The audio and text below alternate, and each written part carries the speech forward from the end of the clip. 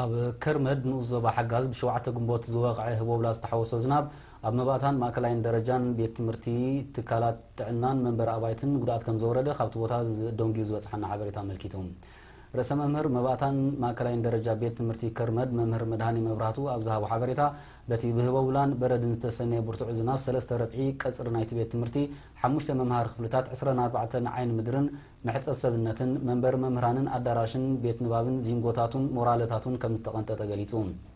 ወኪል መደበር ጥዕና ከርመድ ነርስ ቢንያም ኣስፋሃ በወገኑ ክፍልታት መጸበይ ሓራሳት መኽዘንን ፋርማሲን ብተመሳሳሊ ዚንጎታቱ ከም ዝተቐንጠጠ ብሪሁ